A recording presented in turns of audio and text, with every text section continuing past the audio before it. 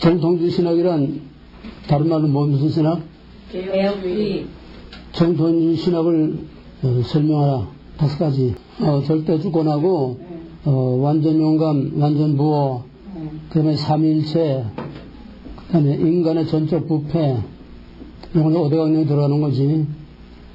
그 다음에 기독론에서 신성, 인성 결합, 그 다음에 이제 동정령이 때 십자가 구속, 부활, 재림, 신성, 인성 결합, 자유신학의 역사적, 사상적 배경, 여러 번 설명했지 내가. 자유신학의 역사적, 사상적 배경. 집에서 해가지고 와, 그러면. 그 중요한 사상, 현대신학이 무슨 개혁주의 사상적 배경, 그 시대적 배경, 자유주의의 신학적 배경, 자유주의 신학 배경. 역사적 배경을 말하는 거야. 자유주의 신학이라는 어떤 거냐, 그건 그 다음에 따로 있어. 자유주의 신학이 어떤 역사적 배경에서 나왔는지 집에서 해가지고 와. 집에 와서 해야 공부가 되지 뭐 내가 다 말해주면 뭐. 그러니까 자유주의 신학을 말하라는 게 아니고 자유주의 신학은 그 뒤에 또 따로 나오니까 그 다음번에 있으니까 자유주의 신학의 사상적, 역사적인 시대 배경을 말하라는 거예요. 어떤 사상적 배경에서 그거하고 같이 맞물려서 자유주의 신학이 나오게 됐는지. 거기 가면 교재 다 있어. 저번에 공부한 거 미국 신학 12페이지. 미국 신학과 한국 신학과 브란노의 신학의 계보, 족보, 그 계통이 어떻게 되느냐. 그거는 한 그림으로 이렇게 다 보고 설명할 수 있어야 돼. 한 그림으로, 한 줄거리로. 현대신학의 최근 동향 12페이지. 개혁신학은 제네바에서 시작 칼빈의 개혁으로 본격적으로 시작됐지만은 그것이 두 계열로 나눠졌다고 하는 거. 그 미국에 들어오면서 두 계열이 미국으로 들어왔다는 칼빈의 개혁신학이 어떤 계통으로 두 계열로 나눠졌다고? 화란과 영국. 그래서 화란계가 미국에 들어와서 세운 학교가 뭐? 프린스턴? 켈빈 신학. 화란계는 칼빈 신학. 그 다음에 영국계는? 프린스턴. 그래서 프린스턴에서 구 프린스턴, 신 프린스턴, 구 프린스턴은 당연히 웨스트민스터 신앙 고백을 토대로 했기 때문에 말할 것 없이 정통신학이었죠. 그러다가 점점 자유화되면서 그 구 프린스턴의 대표적인 신학자 세 사람 이름, 대표적인 신학자 이름, 교재 있잖아. 알렉산더 하치, 워필드, 이 세 사람이 대표적인 정통신학이었는데 프린스턴이 자유화되면서 거기서 결국은 갈라져 나와서, 그래서 드레션 메이첸이 프린스턴에서 갈라져 나와서 거기서 세운 신학교가 뭐? 웨스트민스터. 그래서 왜 프린스턴의 알렉산더, 또 하치, 월필드, 이 사람들이 주장한 신학적 특징이 뭔가 한마디씩 딱딱 찍어서 그렇게 할 수 있어야 되고, 그 다음에 특히 이제 메이첸이 거기서 나온 게 아니라 쫓겨난 게 사실은 자유주의 신학자들의 판이 되니까 거기서 밀려나가지고 1929년 필라델피아에 웨스트민스터 신학교를 세워서 이것이 오늘까지 미국의 보수의 마지막 보루를 지키는 정통 보수 신학의 마지막 보루입니다. 물론 칼빈 신학도 여전히 보수 신학을 가지고 있지만은 칼빈 신학의 영향은 그렇게 크지 않기 때문에, 워낙 프린스턴의 영향이 컸기 때문에 그 보수의 계열은 웨스트민스터가 당연히 보수의 계열을 이루고 있습니다. 그 다음에 그것이 한국으로 넘어오게 되면은 프린스턴, 그러니까 새 프린스턴, 자유화된 프린스턴 출신이 한국에 누구누구? 한경직도 김대중 두 사람. 한국에 무슨 교단이고 김재준은 무슨 교단이 됐어? 그걸 알아야 돼. 그거를. 한경직은 뭐? 통합. 김재준은 기독교 장로회 기장. 기독교 장로회 한신. 기독교 장로회. 그 다음에 이제 통합하고 합동하고 갈라진 거는 한경직 목사가 에큐메니카를 끌고 들어오니까, 그러니까 기독교 장로가 갈라진 거는 칼발트를 끌고 들어오니까 이단으로 정죄해서 면직을 시키니까는 거기서 튀어나가가지고 만든 것이 기독교 장로회 한국신학대학 김재준. 그 다음에 이제 한경직 목사가 에큐메니카를 끌고 들어오니까 거기에 반기를 두고 나온 것이 뭐? 합동. 그 다음에 합동에서 여기까지가 큰 이제 흐름과 뼈대고, 그러면 지역적으로 들어가면 합동에서 이제, 개혁신학이 이제 갈라져 나가고, 그건 뭐 큰 건 아니니까, 같은 계열이니까, 그 전에 맨 처음 갈라진 거는 고신, 고려파하는 그것이 해방되자 순사차별 문제로 갈라졌다. 그러니까 프린스턴에서는 한경직, 김재준, 통합과 기독교 장로 그 둘이 신프린스턴에서 배출된 거고, 그 다음에 구 프린스턴의 연장선인 웨스트민스터, 합동은 웨스트민스터 계열입니다. 그러니까 합동의 주축은 웨스트민스터 출신들입니다. 그러니까 구 프린스턴 계는 웨스트민스터로 해서 합동으로 이어지고, 자유화된 이후에 프린스턴 계열에서는 한경직 목사와 김재준 목사, 이것이 우리나라 신학과 교단의 배경이라는 것. 이것이 우리 신학의 정통 신학의 흐름과 줄기입니다. 그럼 두란노는 어디에 속해? 웨스트민스터 계열이에요. 웨스트민스터 합동. 그러니까 우리의 신학적 입지와 신학적인 정체성과 우리의 신학의 확실한 계보와 족보를 정확히 알고 있어야 어디 가서도 떳떳하게 당당하게 나는 이런 신학을 공부했다 이렇게 말할 수 있지. 애매모호하게 그냥 떠내기같이 그냥 어디서 그냥 귀퉁이에서 하나 보자 신학을 딱지 하나 얻어 붙인 것처럼 그렇게 하면 안 돼. 그러면은 직접 우리가 관계되는 거. 지난번에 한 거는 대한신학을 했어요.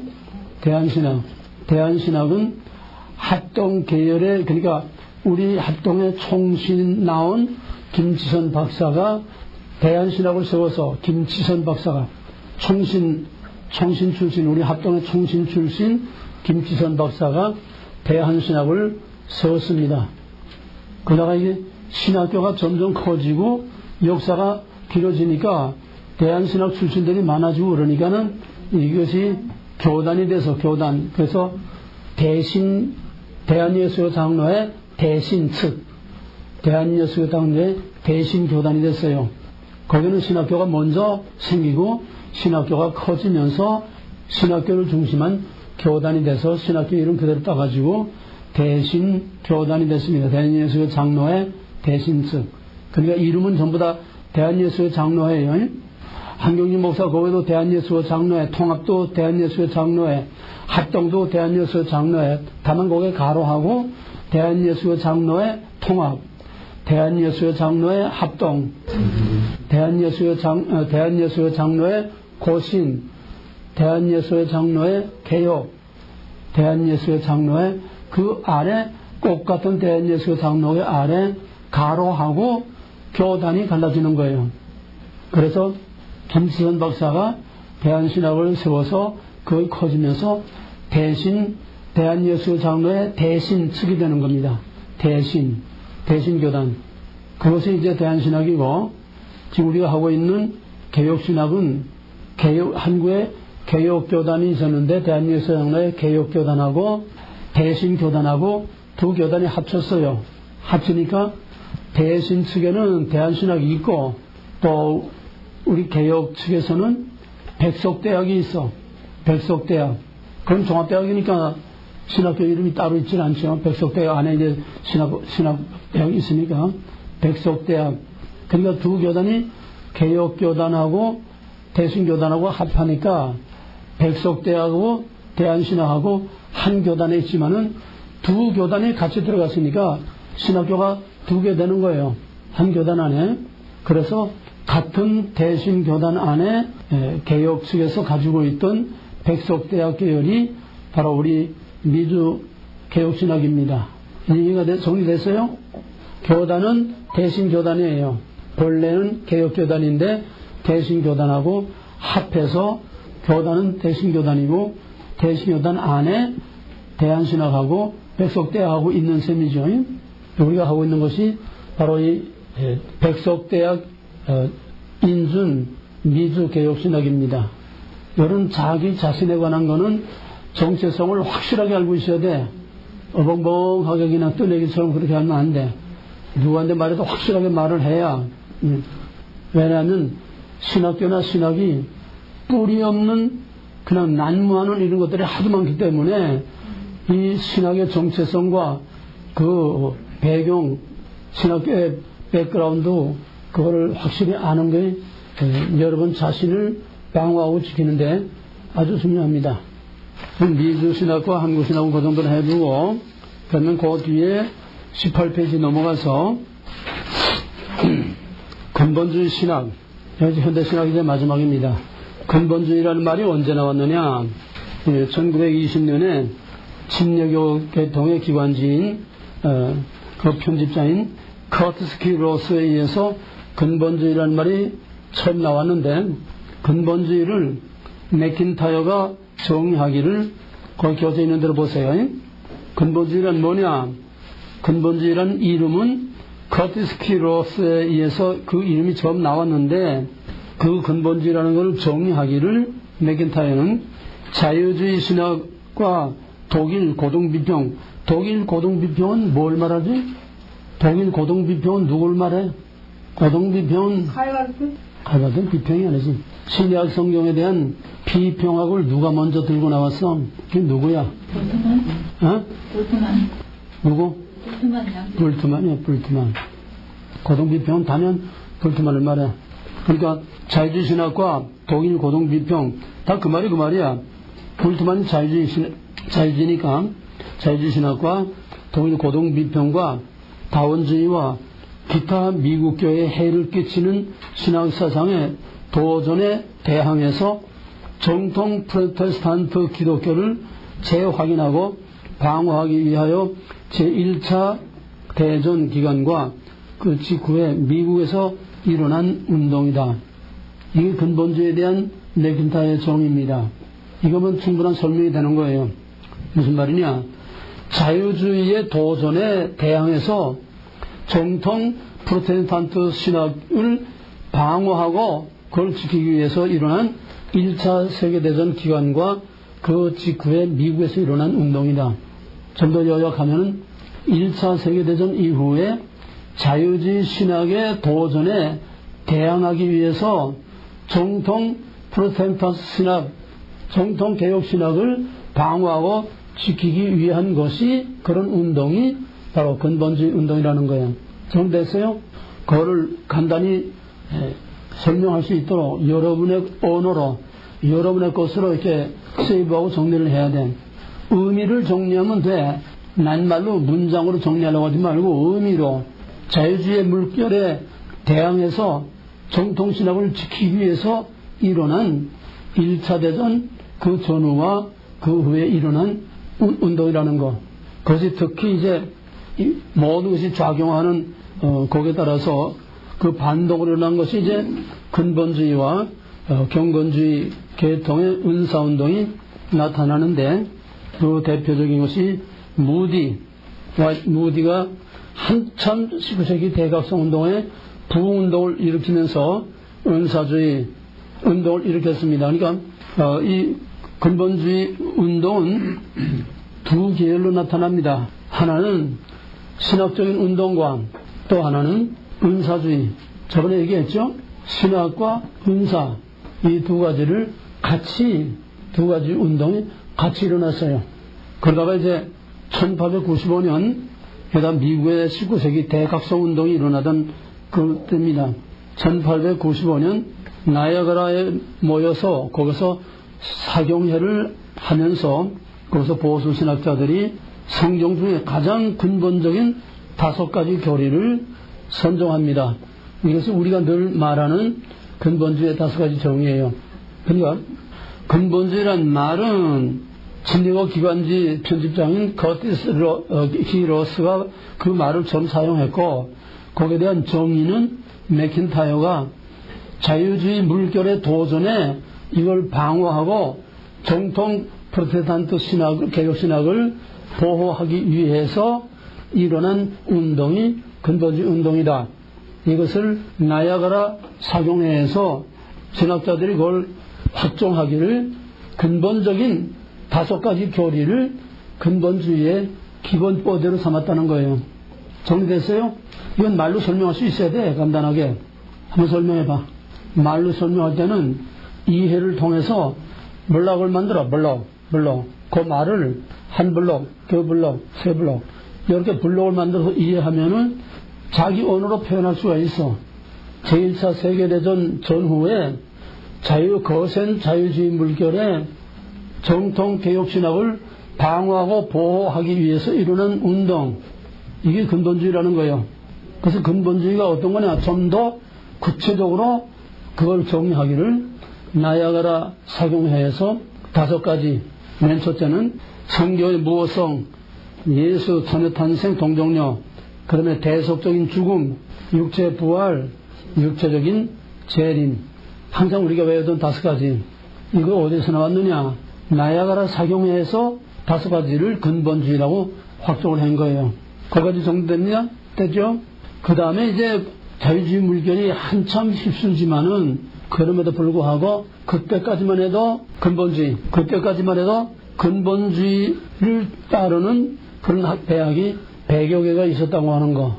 그래서 자유주의는 신물결이고 근본주의는 그때까지 지탱은 뼈대와 뿌리와 바탕이 있으니까 그때까지는 그렇게 심하지 않았다는 거예요. 이게 언제부터 자유주의가 완전히 기세를 잡고 근본주의가 언제부터 맥을 못 추냐 하면은 2차 세계대전 이후 60년대, 70년대 그 무렵 오면서 완전히 근본주의는 거의 백기를 들다시피 맥을 못 추게 되고 자유주의가 한국과 온 세계를 다 휩쓸게 되는 겁니다. 그건 항상 신학이나 철학이나 이 모든 것들은 다 사회적인 시대정신, 사회적인 사상의 흐름과 같이 나가는 거예요. 아까 자유주의 신학의 역사적, 사상적 배경을 얘기한 것 같이 그런 시대의 흐름과 시대의 사조의 신학 흐름도 같이 타고 나가는 거예요. 시대가 자유와 물결이 되니까 신학도 자유화 될 수밖에 없어요. 그러니까 근본주의 이게 왜 없어서 이걸 우리가 배운 바탕으로 말하면 무슨 무브먼트의 일환을 볼 수 있을까? 포스트모더니즘? 포스트모더니즘이야. 전체 흐름이 포스트모더니즘 배경으로 포스트모더니즘의 가장 대표적인 뭐? 절대 주권을 부정하는 거야. 절대적인 권위를 부정하는 거야. 그러니까 전부 해체. 포스트모더니즘은 해체주의야. 다 해체. 그래서 포스트모더니즘이 점점 위세를 떨치면서 신학도 어떤 뭐 자유주의 신학이다, 뭐 정통 신학이다 이게 아니라 그 후에는 세속화 신학으로 해서 중구난방으로 막 일어나는 거예요. 희망의 신학, 해방 신학, 사신 신학, 뭐 무슨 신학, 그냥 중구난방으로 전부 해체주의야, 해체주의. 신학을 갈기갈기 찢어 해체시키는 거야. 성경을 갈기갈기 찢어 해체시키는 거야. 포스트모더니즘은 해체.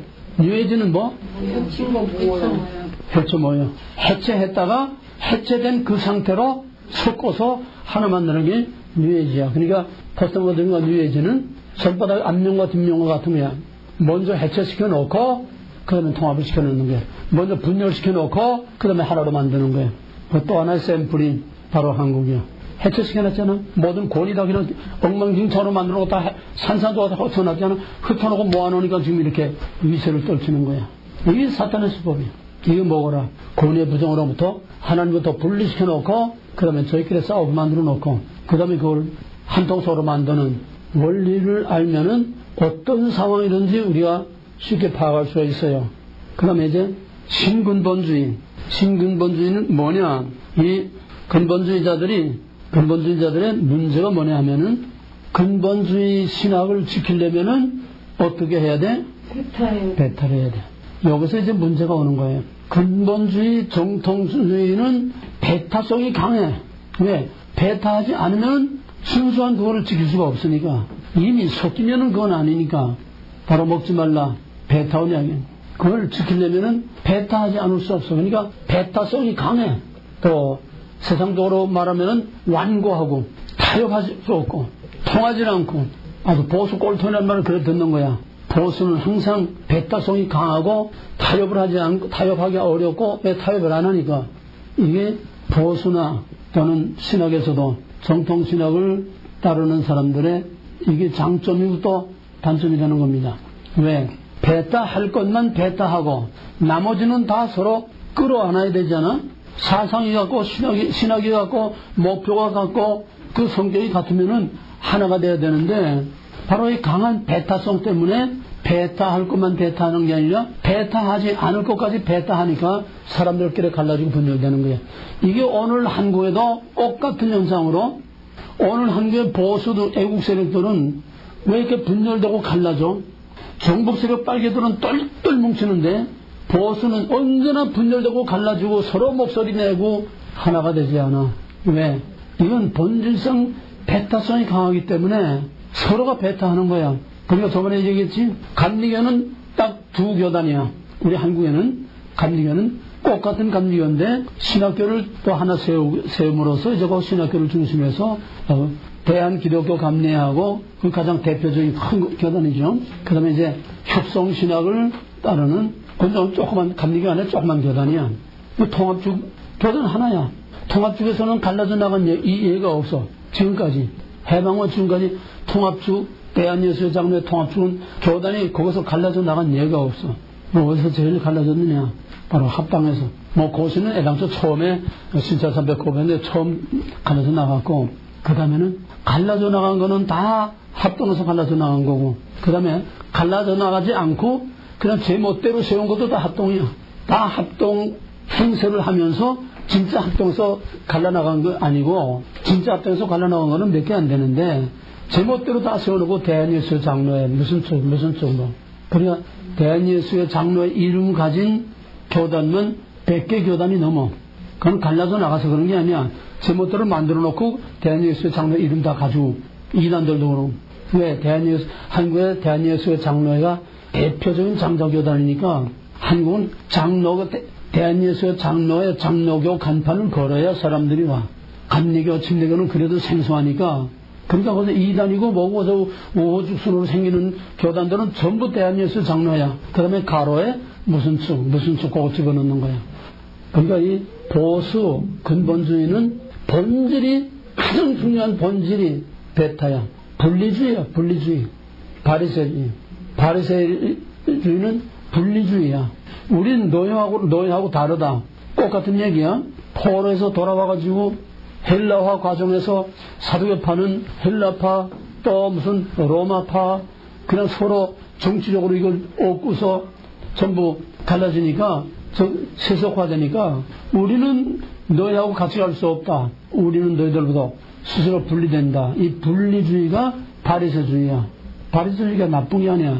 지금으로 말하면 정통신학을 가지고 나오고 메인천이 프린스턴에서 우리는 너희하고 다르다. 그건 갈라나온 게 쫓겨난 거지만은 그래서 웨스트민스터로 세운 거나 똑같은 거야. 그거는 분리, 베타 안 할 수 없는 것이 보수의 본질이기 때문에 그 기질이 몸에 있으니까 저희끼리 또 싸우고 저희끼리 갈라져. 이 보수의 치명적인 핸디캡입니다. 보수 성령을 가진 사람은 정치든 무슨 단체든 뭐 종교든 신학이든 보수 성령을 가진 사람들은 다 그런 기질들을 가지고 있기 때문에 서로 베타하는 그건 어쩔 수가 없어요. 그래서 이 근본주의도 그런 결함 때문에 서로 분열되고 서로 싸우는 이런 문제가 이제 생기게 됩니다. 그래서 이것을 그 약점을 이제 보완하기 위해서 비판적인 성격이 체질화돼 가지고 서로 반발하고 서로 기피하고 그래서 결국은 분열되고 서로 싸우면서 정통 보수 신학을 신학자들을 키우지를 못해서 이게 바로 근본주의의 또 하나의 핸디캡입니다. 베타성 때문에 근본주의가 생명을 유지하는 반면에 베타성 때문에 또 서로 분열되고 갈라지고 싸우면서 여기서 좋은 신학자들을 길러내지 못한 거예요. 그래서 여기서 나온 것이 근본주의지만은 이것을 조직화, 체계화해서 좀 공격적인 선교 전략을 세우면서 근본주의 신학을 지키되 우리끼리만 싸우지 않고 목표와 방향을 선교 쪽으로 방향을 몰아서 그래서 근본주의 신학을 유지하면서 좀 더 도전적인 선교를 하게 되는 신근본주의. 그 다음에 이제 신복음주의가 나오는데 신근본주의는 근본주의와 크게 다르지 않습니다. 신학적으로 큰 문제가 이게 서로 차이 나는 게 없어요. 그러니까 거기서 나온 것이 뭐냐 하면은 수종주의가 나온 거야. 이렇게 싸우고 서로 반목하고 서로 배타하고 그러지 말고 좀 서로 협력하면서 신학적인 중립을 유지하면서 서로를 끌어안는 이런 신복음주의가 대두하게 된 겁니다. 신복음주의의 배경, 자유주의와 근본주의가 극한상으로 대립되고 서로 반목하고 서로 배타하니까 그러지 말고 조금 이제 타협하자. 자유주의와 신복음주의, 근본주의의 중도를 가면서 양쪽을 끌어안는 것이 신복음주의입니다. 그래서 자유주의와 협력을 하고 또 지적인 그런 교만과 죄에 대해서 좀 관용하고 그런 말씀에 의한 심판을 자초한다고 요게 이제 첫째 자유주의와 협력, 둘째 지적인 교만, 셋째 죄에 대한 관용, 넷째 말씀에 의한 심판을 자초한다고 정죄한다. 여러분 무슨 말이냐? 쉽게 말하면은 자유주의와 정통주의, 자유주의와 정통주의를 양팔을 껴안고 얼굴은 정통주의 얼굴을 내밀면서 한쪽으로는 자유주의를 다 받아들이는 거예요. 그럼 이건 뭘까? 혼합주의 섞는 거야. 혼합주의. 그러니까 얼굴은 정통보수. 저희들은 근본주의처럼 우리는 예수의 동정능태를 믿는다. 예수의 부활을 믿는다. 예수의 십자가 구속을 믿는다. 죄 믿는다. 다 믿는다 그래요. 정통 근본주의하고 똑같이 스테이트먼트는 앞에 간판을 걸어놓고 실제로는 전부 다 끌어안는 거예요. 그러니까 이게 더 무서운 거야. 완전한 거짓말보다 적당한 거짓말이 더 무서운 겁니다. 왜? 다 거기에 타협하고 다 무너져 들어가니까.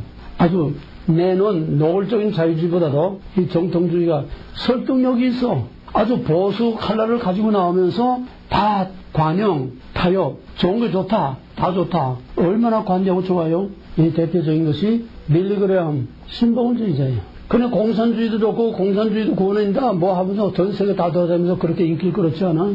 신복음주의 그렇게 출세하고 인기 끌은 거예요. 빌리그레엄이 죽기 얼마 전부터는 조금 정신이 돌아왔는지 조금 이렇게 글을 올리는 거 보면은 조금 바른 소리를 하더라고. 그 아들에 많이 영향을 받은 것 같아. 아들은 아주 상당히 근본주의적인 그런 저기를 가지고 아주 빵빵거리고 지금 한참 열심히 또 외치고 있는데, 그러니까 출세와 명예와 그 영광 앞에서는 다 무너지고 타협하는 거예요. 그러려면 처음에는 정통 보수였지요. 그러다가 이제 자꾸 올라가고 높아지고 인기 끌고 하니까 그때는 치우쳐가지고 신복음주의로 넘어간 거예요. 그다음 끝판에 이제 자기 아들이 오히려 자기 아버지 스타일을 막 돌아가면 막 까고 돌아가니까 아마 하나님의 좀 은혜로 나중에는 조금 정신이 돌아왔는지 그 나중에 좀 바른 소리를 좀 하다가 그래도 가서 말 그대로 신복음주의는 사회 참여를 적극적으로 합니다. 이거는 근본주의의 약점을 보완하기 위해서 자연스럽게 나온 거예요. 왜? 근본주의는 전부 말씀, 그저 개인적인 영혼의 구원, 여기만 전부 집중하기 때문에 사회에 대해서, 이웃에 대해서 눈을 돌리지 못해서 이 약점과 이 취약점, 여기에서 바로 사회복음주의, 신복음주의, 이런 사회봉사, 이런 신학들이 이제 나오게 되는 겁니다. 언제나 이단은 정통교회의 허점, 약점에서 이단이 나오는 거예요. 근본 책임은 본인의, 정통신학에 책임이 있는 거야. 정통신학이 그런 것도 우리만 모여서 예배드리고 우리만 거저 구원받고 우리만 그래서 구원, 영혼 구원 여기만 모았지 이웃에 대해서 눈을 돌리지 못했다고 하는 거. 거기서 해방신학, 민중신학, 사회복음주의, 또 이런 신복음주의 이런 것들이 기세를 떨치게 되는 겁니다. 이 신복음주의의 가장 대표적인 거는 플로신학이 신복음주의로 그렇게 컸어요. 미국의 대표적인 가장 큰 신학교죠. 그러니까 언제나 타협, 혼합, 중도, 적당히 가는 거는 항상 승승자고 성공해. 오픈해야 성공하는 거야. 그러나 그 성공은 길지 못하고 그 성공은 결국은 허풍이고 가짜이기 때문에 언젠가는 폭삭 주저앉고 무너져요. 세상적으로 한 거품처럼 확 올라가지. 조엘 오스틴 같은 거 그건 뭐 아주 신보험주의도 아니고 완전히 뉴에이지니까 얼마나 인기 끌어. 그나건 다 물거품처럼 다 사라지는 거고 근본주의, 정통신앙 정말 말씀대로 믿는 거는 가장 꼬리타분하고 정말 상정하기가 어려운 그런 애면을 당하고 사람들에게 멸시를 당하지만은 끝까지 살아남는 거는 바로 진실, 진리 그것이 살아남아. 그 계시라고 말하면 남은 자가 바로 거기서 나오는 거예요. 그리고 우리가 이제 얼마 남지 않은 이 시대를 살아갈 때 무엇보다 제일 중요한 거는 사람들에게 따돌림을 당하고 왕따를 당하고 비난을 받고 좀 그렇게 원만하고 그렇게 나이스하지 못해도 인간관계에서는 나이스하지만은 우리가 지켜야 할 거는 철저하게 노할 거 확실하게 노할 수 있고 예수할 거 확실하게 예수할 수 있는 이거는 확실하게 붙들고 나가야지. 괜히 인간관계에서 괜히 그냥 벨나게 그냥 그렇게 놀라는 게 아니라 인간관계에서는 스무스하되 적어도 우리의 지켜야 될 정체성, 신앙, 신학 적어도 우리의 영적인 이 문제만큼은 절대로 양보 없는 확실한 이걸 가지고 있어야 우리가 마지막 때에 살아남지. 그렇지 않으면 다 무너지고 만다고 하는 거.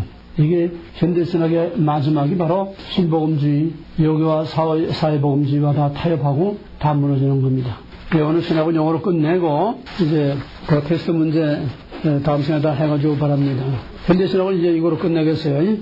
그럼 조금 쉬었다가 오늘 조금 쉬었다가 이제 해석하고 그 다음에 교회사 시간 되면은 시작하겠습니다.